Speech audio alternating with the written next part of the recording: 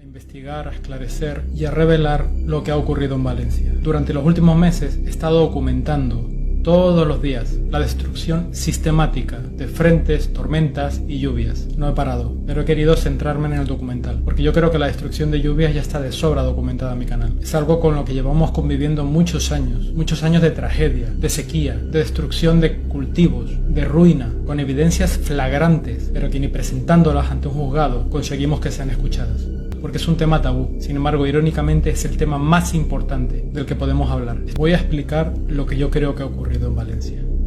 Estas imágenes las tomé aproximadamente unas 8 horas antes de la tragedia, y aquí se puede ver claramente cómo esta especie de extraña columna de tormentas se acumula más bien en el centro peninsular. De hecho, vemos como las tormentas parece que tienden a desplazarse hacia el norte, cosa que me pareció curiosa porque los vientos tendían a soplar en dirección oeste-suroeste, como se puede apreciar. No obstante, me llamó muchísimo la atención que a la altura de Cádiz se empezó a formar esta especie de vacío, una especie de giro con una apariencia no muy natural y que además presenta una línea recta que parece pivotar en torno a algo. Cuando lo acerco me doy cuenta de que efectivamente el epicentro parece estar en Morón de la Frontera, precisamente el lugar donde hay un radar militar, destinado supuestamente a la vigilancia en la defensa aérea. Entonces veo que efectivamente hay señales de que el radar está funcionando y vemos esas ondas, vemos esas líneas, esas interferencias que capta el satélite. Si la seguimos, vemos que efectivamente el epicentro está en Morón de la Frontera, con lo cual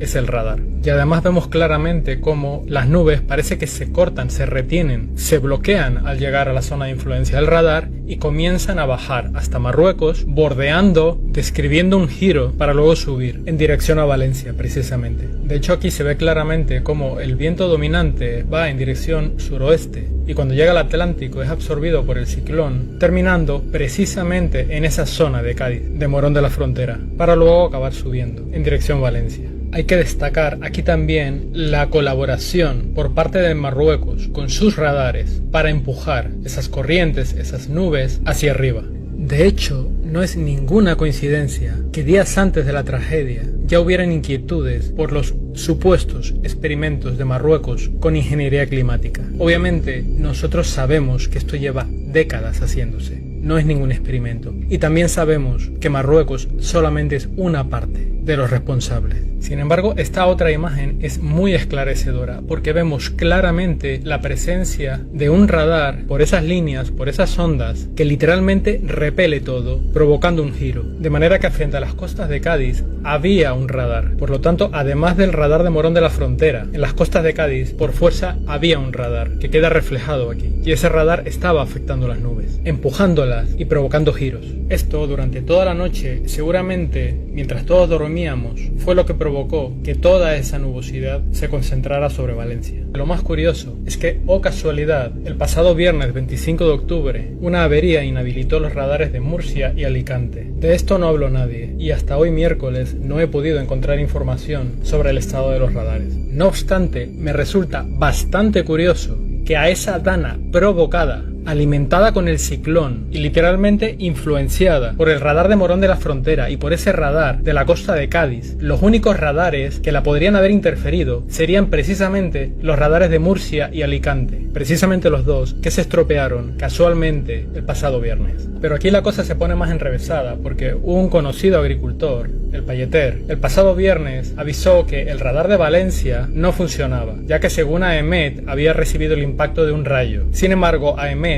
recientemente dijo que en realidad habían conseguido encenderlo justo antes de la dana gracias a un sistema de alimentación alternativo. Los verificadores de datos se echaron encima del Payeter diciendo que eso era un bulo, porque en el momento antes justo de la dana el radar fue encendido, supuestamente. Por supuesto no nos creemos nada que venga de AEMET. Sin embargo, sí que es verdad que el radar de Valencia estuvo casi un año apagado hasta momentos antes de la dana, ya que según AEMET solo lo encienden cuando hay una emergencia. Así que no hubo ningún bulo. Los verificadores de datos mintieron. El Payeter lo único que dijo es que a fecha del viernes y a 2 días para la dana el radar no funcionaba, con lo cual dijo la verdad. De manera que si todo esto es correcto, tenemos que hay una línea recta que va desde Cádiz hasta Valencia, empujando todas esas nubes y que no se encuentra con ningún obstáculo, ya que los 3 radares con los que se habría encontrado no funcionaban durante los días previos, radares de Murcia, Alicante y Valencia. Me parece como mínimo muy mosqueante, muy sospechoso, y más sabiendo cómo las juega Emmet. Y también resulta bastante curioso que precisamente la Dana, según los medios oficiales, se recrudeció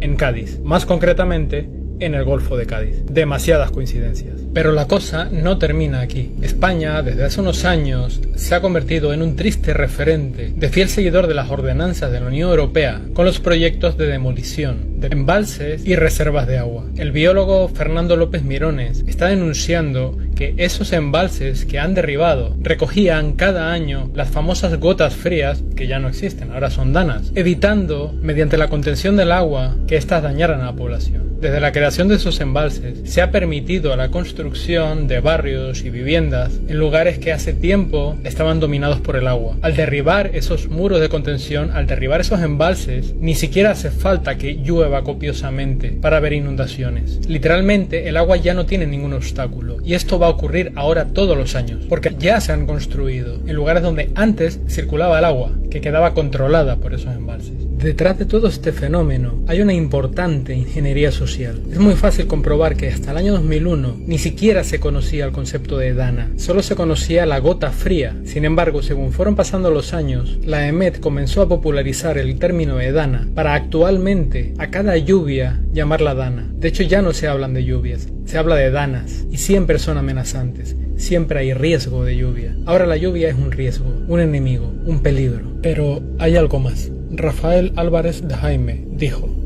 qué casualidad que las regiones más afectadas, Alicante, Valencia y Murcia, sean conocidas por su producción agraria.